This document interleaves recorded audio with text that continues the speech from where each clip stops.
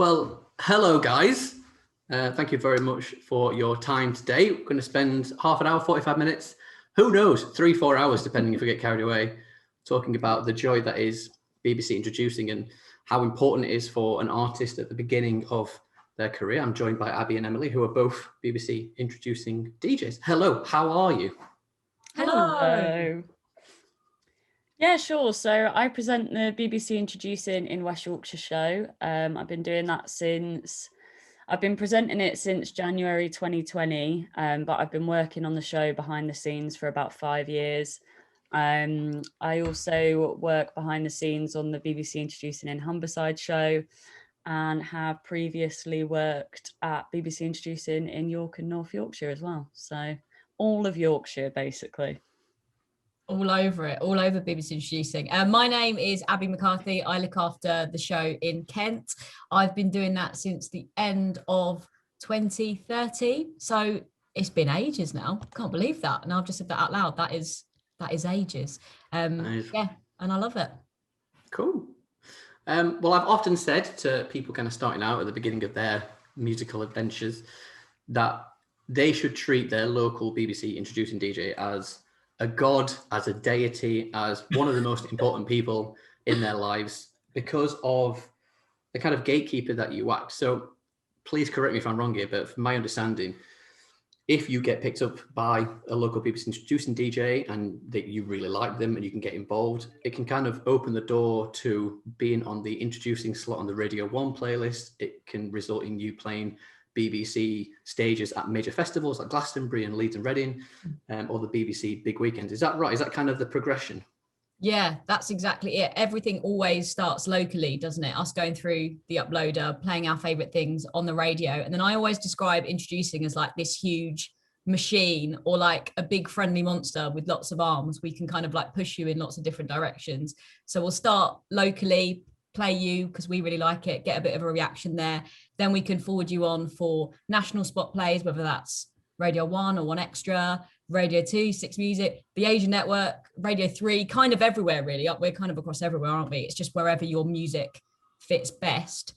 Then there's things like the introducing track of the week, as you mentioned, that you can get at Radio 1 and 1 Extra, which means you're part of the playlist and you get played on all the daytime shows for a week, which is such huge exposure. So that can happen. And then festivals, which I know is mine and Em's favourite. So yeah, there's loads of festivals people can get involved in, isn't there?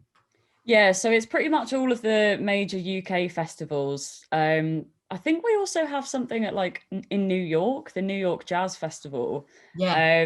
We also did the Amsterdam dance event a few years ago. Nice. But the one thing I would say about introducing, although it's amazing to have kind of, you can get played on Radio 1, 1 Extra, all of that. But I think the most integral part of introducing is that we know everyone in our local scenes. So it's not just if we play you on the radio that we'll forward you on to BBC Introducing on Radio 1. We'll also kind of tell all of our mates that are promoters or maybe local record labels or local producers about these new artists that we love. And, it's amazing that we have all of these things with the BBC, but it's also everything else around it as well. Yeah, that's a really important point, I think, because you have to like conquer your local town or your city first, don't you? And then kind of hopefully take the world by storm after that. And I think we're basically here as a platform to support unsigned, undiscovered, under the radar artists, as is our tagline. But yeah, just to be your people, basically, be your initial team. If you're a band and you're starting to pick up a bit of attention and you need a manager or you need help finding a lawyer or you want to start playing gigs locally, it's like we'll be like, we'll introduce you to the local venue, let's take it from there. So yeah, we're kind of that real grassroots support right from the start. We're basically fangirls with some contacts. Yeah, professional fangirls should be our actual title. Yeah, that's so true. I think that's a really salient point in the fact that the music industry, much like kind of any industry, is a village and kind of everyone knows everyone. And you have examples where, so the kind of regions that you're in, I'm currently in Liverpool. I've been here for the best part of 18 years, but I'm from Sheffield, so I'm a Yorkshire person originally. Go ahead. And you see these kind of artists who every so often may become a little bit too big for the boots in the local area. And they kind of forget that everyone talks, and the whole industry, if you're not nice to people, it will come back and bite you in the bum. So never forget the people who you might, don't just be looking at London all the time. I don't want this to become a north-south divide, 45 minutes. It's not actually what we're talking about. This isn't on my notes, but always remember that being nice to your local industry is going to spread. It's going to get to the majors in down in the capital if you're bothered about that, which you probably shouldn't be in 2021. Yeah, no, I think that's a really good point. And what I have really loved about my show in the last few years is some of our kind of success stories, bands and artists that have gone on to bigger things have then come back to the show. So we've, had like Slaves release their album, and they'll come back and do a playback with us. And we've had like Seagulls and Sports Team who've also had like, charting success with their albums, but they'll come back to the show and hang out and listen to the uploader and see what music they're liking from Kent at the moment. And that's so nice. And that's the thing with introducing. We are there to launch your career, but we're kind of there throughout as well, because I think it's really nice to check in with artists once they're, even 10 years into their career. I actually spoke to a guy called Tom Williams at the weekend, who's 10 years into his career. He's putting out his 6th album, I think it is. But it's amazing to speak to somebody like him, because he has such words of wisdom for, new singer-songwriters that are just starting. So introducing, is basically there with you until you bat us away and we get annoying. It's just there with you all the way. Yeah, that's it. All the way. So we'll kick off with the points on the rather fantastic blog, which we'll link to this. And the first one is about getting your bio right. So someone like us who come across artist bios all day, every single day, what is it? What are the kind of turn-ons and turn-offs? What do you look for in an artist bio? What do you want to know in that initial discovery? Oh, I get quite annoyed by artist bios quite a lot, because the amount of artists that don't actually put anything is so frustrating. And also when they don't have social media as well, but I guess we'll get to that on a different point.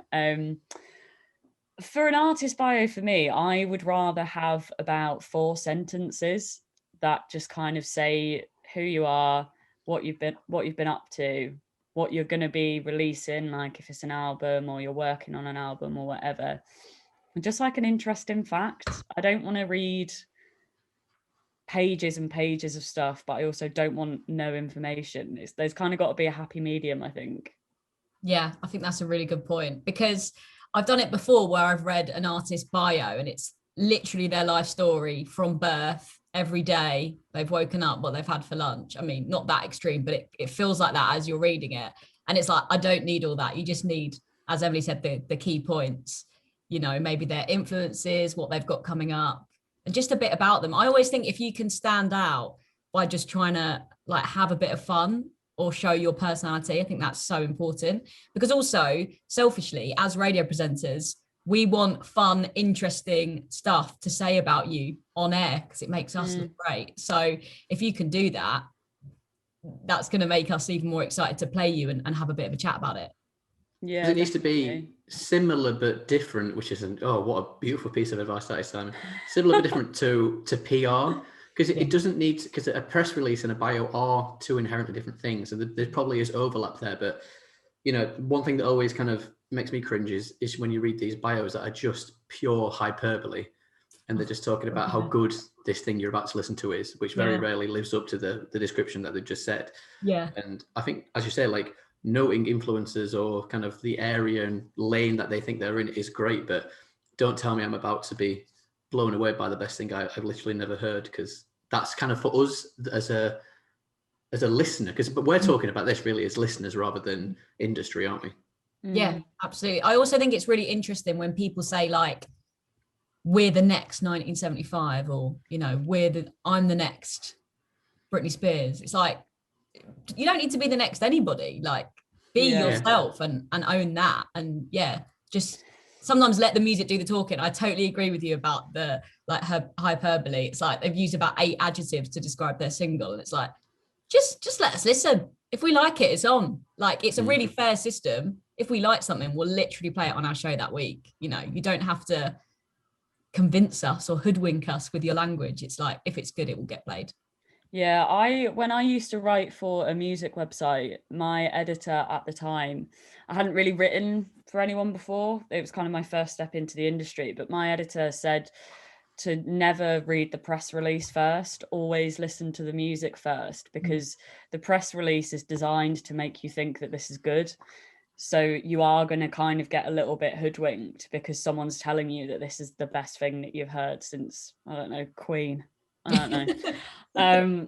So that's kind of a rule that I've taken throughout my career, is just listening to the music first and then using the bio as purely information. Like, that's just how I use it. And links to certain other things, like saying if they've got funding, or just finding out a bit more about them. I don't care if they think they're amazing or not. I'm exactly the same, and I wonder now how many introducing presenters do that. Like, I always listen to the music blind, because what we can do is open the inbox, and it's literally just listed. So the only things you can see are the artist name and the song, and you can just play it. So I always do that, and then it's like, if it kind of grabs my attention, I think, oh, that's got potential, I like that, then I'll open it, and then I'll have a bit of a read of the bio, and kind of like Emily said, have a little nosy at their socials, and see what they're doing in the local scene. But the music's always going to come first. But that's where, if you get a great bio as well, you just absolutely smash it, because already we're like, oh, this is a great song, and you're kind of really excited. And if you open it and the bio is amazing as well, it's like, yeah, you're onto a winner. That's great. That's pure democracy. That it's about the song first and foremost before anything. Not to be though, isn't it? Influenced. Yeah, completely. So say, and also as well as the introducing uploader, again, more kind of on a fan base rather than a professional base. You come across something that you like. Where's the first place you two go at the moment to find out more about a band? Because I asked this question because for me, 12, 18 months ago, it was Facebook, usually Facebook page, whereas that seems to have dropped off a cliff a little bit now. And my kind of first place to go to is the Spotify bio section. And I was wondering if that's the same for other people in bits of the industry as well, or do you go other places? I tend to go for Facebook first, because generally you've got your pinned Facebook post, which tells you everything that they're doing. And I don't know, people seem to update that more than kind of Instagram, or if they're updating Instagram, it's just stories that are nonsense. So yeah, I tend to go for Facebook because you can just get more from it. But Twitter is also good as well if they have it. Yeah, Twitter's normally where I would go to first and foremost, just because I think it's good as well, because the fact that the way it works, it's like a stream of consciousness, isn't it? You feel like you get the information you need, like when they're gigging, the single, the EP, etc. But also you get a bit of a feel for who they are as people as well, which I quite like. And I like Instagram for that reason as well. I always go on and like nosy at their stories, so I can kind of get to know the people behind the music a little bit as well.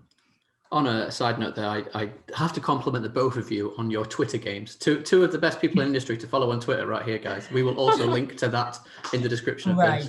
Thanks for that. I appreciate that, pal. I think a little bit of a pet peeve maybe is when people don't keep the bios up to date as well. So say like on Spotify bio, if you go on there and you're still talking about the release from 3 releases ago, and again, that's treating it as a press release rather than a bio, keeping things updated, always putting yourself in that position of someone who's just discovered your music for the first time, really likes the sound of it and wants to find out more.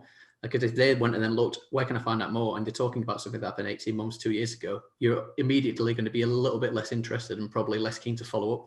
Yeah, that's a really good point. And also, a lot of people don't update the information and bio that they have on the uploader. Yeah. Sometimes they do it the very first time they upload, and then that's it. And obviously, as I kind of mentioned earlier, there are some artists I've been playing for like years. A lot has changed in that time. So if you can, keep it interesting, keep it lively, full of stuff that you're about to do, that's amazing as well. Also, there is a new feature actually on the uploader now. I don't know if you've seen it, Abbie. But you can add track notes to the new tunes that you're uploading, and I think it's only come in like the past week or two. Yeah. But it has made my life so much easier already. Yeah. So please update that as well. Yeah. And on that, you can also put the release date now, can't you? So obviously the way introducing works is we promise that we'll listen to your songs definitely within 6 months. Obviously, it's normally much, much sooner than that. So when you upload, people will upload a little bit earlier. than they're releasing the music. So sometimes it's happened that they've got played on the radio like a month before the song's out, and they're like, Yeah. "Ah." Whereas now you can put the exact release date and when it's embargoed till, so we know exactly when we see it, which is pretty handy. I think probably one less thing to mention on the bio front as well, and this could be completely a personal piece of reflection, but humor is a very delicate thing to play with. So there is nothing unfunnier than someone who is unfunny trying to be funny. And I say that as anyone who knows me, loves me, friends, family, girlfriend will stress this to me regularly. Someone like, when Lewis Capaldi first came on the scene, and his social media was just a huge breath of fresh air because he was genuinely an hilarious person, and you would follow him even if you weren't a fan of his music. But it's fair to say, like, find what your strength is and stick to it. If you're a band of 4 people and there's one funny one, give that to the funny person to do. Don't try and be something that you're not, because it could fall flat on its face. Yeah, absolutely. I think the main thing is just be authentic, and just owning you. Maybe no one in your band is that funny or doesn't feel comfortable, writing silly puns in the bio. That's totally fine. I love that, but if that's not for you, that's fine.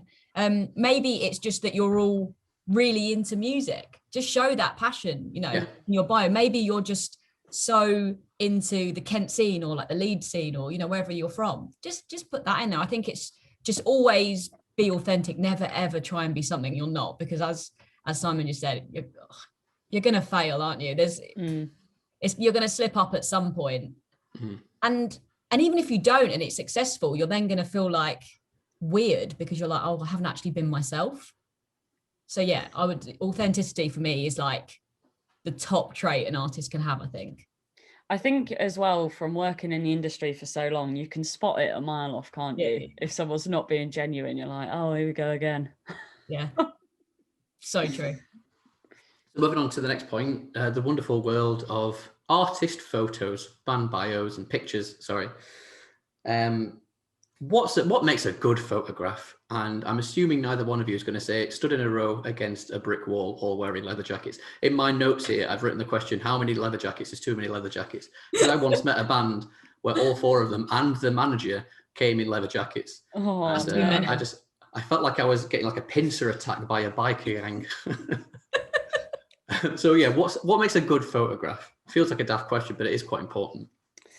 I like ones that are visually quite striking. There's a band in Leeds called Team Picture who they released their debut album last year, and they got these pictures where they're all black and white, a bit kind of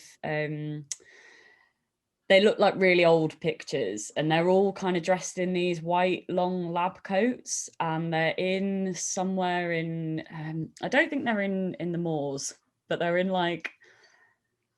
a stream of water in Yorkshire, and you just kind of look at the picture and you're like, what the fuck is going on? Is that okay to swear? Sorry. Do what you want. I don't care. But yeah, when you see a picture like that, it really kind of grabs your eye, and you're kind of just interested in what's going on, and then you kind of have a bit more to talk about when you're interviewing them as well, because there's actually a thought process behind the kind of visual aspect of the band. So I kind of prefer ones like that where there's a bit more to it than everyone going to the Yorkshire moors to get a picture in long coats. Mm-hmm. An aesthetic is really important, isn't it? And it can a really good photograph, I would say, would let you, before you even listen to the music, you kind of expect what you can hear before you press play, just by looking at this photograph and the aesthetic that this artist has kind of built for themselves.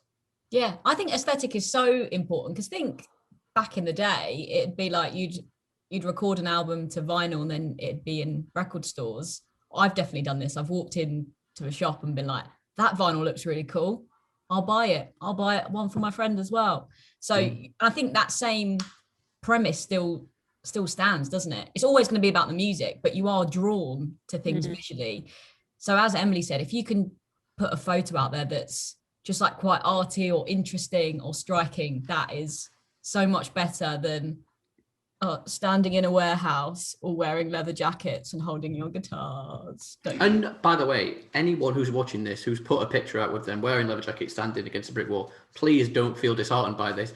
All you've just got to think is the reason we're saying it in this way is because we see it so much. Again, you're putting yourself in the position of you're trying to get these guys their attention. You're trying to get the BBC introducing DJs' attention of your local area, and you are going through hundreds and hundreds of artists, thousands of artists a year, really, if you're honest. So if you keep seeing the same thing again and again, it's hard to get excited by it. So it is when that thing stands out that will get your attention. It is literally attention grabbing. So on the next stage of that is you get artists who might not want to take a photograph of themselves. They might not be comfortable with that. And what's the kind of angle there? Is that fine for BBC introducing? Could you upload artwork that has got nothing to do with the artist in question, but it's just ethereal and it's part of this brand that they've made for themselves? I think so. We've played a couple of producers who, prefer not to be the face of the music, but because the music's amazing, we'll support it. So I think it's okay. I think it comes back to the point that if the music's incredible, we're going to want to play it. You get that feeling, don't you? You just can't wait to play something on the radio and share it with your audience, I think. Yeah, I'd agree. It is slightly frustrating when there isn't an image. I think I'd rather they upload a picture of kind of some artwork that, if they don't want to be pictured in it, they've got something on their profile, because RTAs where I work, kind of their whole job is social media and creating branding and assets. I assume TA is team assistant rather than territorial army. Yeah, team assistant. Okay. So if artists don't want to be pictured, I'd say please still upload some imagery so that our team assistants aren't wasting their time. That's how I see it anyway. Yeah, that's fair. Here's one. How long should a song be? I would imagine this will come down to genres more than anything else, but ultimately you are presenting a radio show on BBC Radio. I'm assuming you're more likely to play a 3-minute track than a 12-minute long prog rock epic. You could say that. I think it's worth bearing in mind that we get so much music. Like sometimes for my show, we get like a few hundred tracks a week. The show's only 2 hours long, which means we can normally play about 30 tracks, sometimes more, depending on length. So we're not necessarily going to be drawn to songs that are a 15-minute wig out. But that being said, it definitely depends on genre as well. I've been known to play like a house track that's 6 minutes, just because of the way it builds, and obviously I can kind of use a bit of the music to talk in and out of as well. I've also been known to play tracks that are like, I'm trying to think what the shortest one I've played is. I think I've definitely played a track that's like under 2 minutes as well. So it does depend, but I think to give yourself the best possible chance, try and keep it to sort of like under 4 minutes. I think that's a good place to aim. Or if you upload a longer song, be prepared that we might edit it to be a shorter version, almost do our own radio edit to then play. Yeah, I would say like we're not limited on kind of timings as much in West Yorkshire. Like if I like a song that's 10 minutes long, I will play it. But it then means that you're probably not going to get played on Radio 1, or you're not going to get played on 6 Music if we forward it on, because they've got, even more artists to choose from in terms of music, and sometimes less time. Like the 6 Music show is only an hour long. So I would suggest maybe uploading like the full version, but also having a radio edit if that's kind of how you want us to hear the full 9 minutes of it. Also just send us one that's 3 minutes long or whatever. That's how I'd go about it. And it will come down to that, in the sense that, say you've got a 9-minute song in front of you that you're tempted by, but you're not sure, but then you find out there's a 3-minute radio edit, that'll probably make that decision for you and go, okay. Yeah, absolutely. 100%. And also, in the spirit of the local music industry community that we mentioned earlier on, by doing the 3-minute version, you're allowing 2 other 3-minute tracks to be played as well, thus keeping everyone happy rather than booting some of your rivals off. Yeah, exactly that. I think that's the thing. I'd love to say if I loved a track and it was like really long that I would play it, but I'm also conscious that it's an opportunity for lots of people. So yeah, instead of 1 9-minute track, if I can play 3 3-minuters, look at that. It could be 3 new favorite artists rather than one who's really flexing their music credentials. It's probably a good time to point out the old Sentric music blog adage of different people have got different ears for different things. So what you guys are looking for in a single on a record is going to be different to what I'm looking for as a publisher or someone who works in sync, which is different to what maybe a record label A&R is looking for in your music as well. So sometimes you do have to tailor your records. I'm talking about radio edits. It hopefully goes without saying that you can't play anything with swearing in, I imagine. Yeah. Yeah, unfortunately not. But Have you had? I would say if artists have a song that has swearing in it, as long as it's not like every other word, because like, come on now, that's filth. We can't play that on the BBC. But if it's a song and there's, 3 expletives throughout it, I would still say upload it, but put a note on there saying like explicit or whatever. And then myself or my producer will edit it out. But just be prepared that depending how the track sounds, it might not sound amazing reversed or completely bleeped out or blanked out, so you are kind of uploading it knowing that that's going to happen. But I think sometimes people get scared to upload for that reason. Like there's an amazing rap scene in Kent that I feel like I'm only really fully getting to know over the last couple of years. And that's because for such a long time, they were like, oh, I don't think the BBC like plays music like ours. And I'm like, of course we do. Any genre, if it's good, it's on.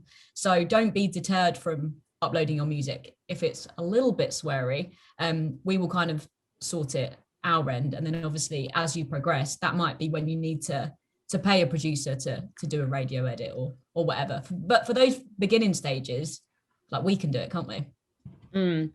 Yeah, I mean, like you said, it depends. If they've got a swear word every other word, then it is a nightmare. But if I really like a tune and I just don't think I can do a radio edit from the office, I'll just email the artist and just kind of ask them to send us a clean version. I did have a swear word come through at the beginning of the year and it was not great. Do you get like told off for that? I don't think anyone actually noticed, so hopefully my bosses won't watch this. But you just say sorry, don't you? It's an accident. Yeah. So next then, when is the right time to upload your first song to the BBC introducing Uploader? I would imagine as an artist, you're obviously exceptionally keen on getting that kind of first radio airplay, but surely there's something to be said to kind of holding back until you're confident that this is the best introduction to your music. And, it might not be the first thing that you write and release. Because I always talk to songwriters and say, if you think back to the songs you were writing 2.5 years ago, there'll be quite a few bits in there that will probably make you cringe because you've developed as a songwriter and you found your voice a little bit more, if you will. That has to be kind of be the same for you guys, right?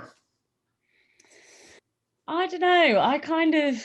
I like knowing all of the embarrassing songs that artists don't want anyone to know about anymore. I kind of like being a part of that journey. I like seeing people develop and, it's nice as well when, an artist uploads and maybe the first couple of tunes you're not so keen on, and then there's just the next couple of tunes they upload, they're amazing. I really like seeing that progression personally. I don't know if Abbie is the same on that. Yeah, I think the same actually, because it's nice to see how they've developed over time. But that being said, I think never upload something that you're not completely happy with, just to be like, oh, may as well, I'll get it over to introducing and see what they say. I think that's a bad idea. As long as you think it's good, it's representative of your sound, then definitely upload it and see what happens from there. If someone uploads something and, I mean, let's not beat around the bush, it's truly terrible. If they then upload something in 18 months' time, which is actually great, but you recognize the name from the first time round, will you still press play and listen to it, or you'd be like, oh, that was a no-hoper? We listen to everything, so we will, won't we? But you do only get one first impression, I suppose. So like I was saying, never upload something that you're not truly happy with, because if something's awful, it might maybe stick in our mind that it was a little bit ropey. But then that being said, I think we're there to see the potential in things. If we were both listening with like national radio ears on, you know, we were like covering a show on Radio 1, or we were doing something for Six Music, we'd be looking for a different quality level. But because we're the entry point, it's like, even if it's a demo, but we think, God, that is such a well-written song, we will play it, but then we'll hold off, obviously, forwarding to national radio until they're a little bit further down the line. Yeah, and I think, again, that kind of comes back to what I was saying at the beginning, and how introducing, not only can we give you those opportunities further on at the BBC, but there's been so many occasions where I've seen a demo or like heard a tune from an artist for the first time and thought, this is great, but the production on this is shite. I can't play this on my show. But then I've, you know, got permission from the artist to send it on to a local producer that I think would really work with them and make a decent job of what they're trying to do.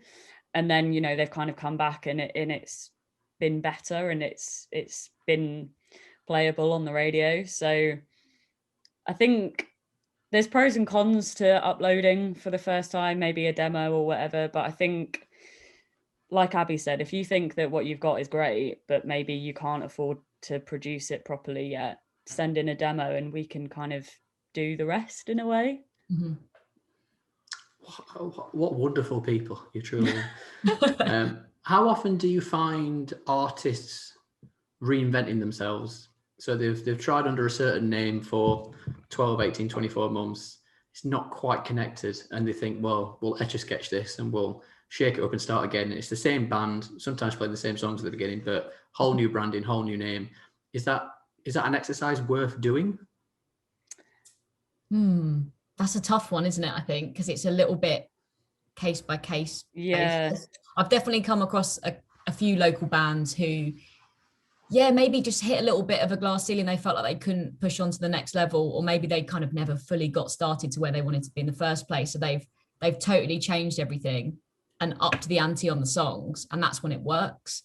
I think sometimes there are artists who just keep uploading under lots of different names and hope that we won't notice that the song's the same, which doesn't work.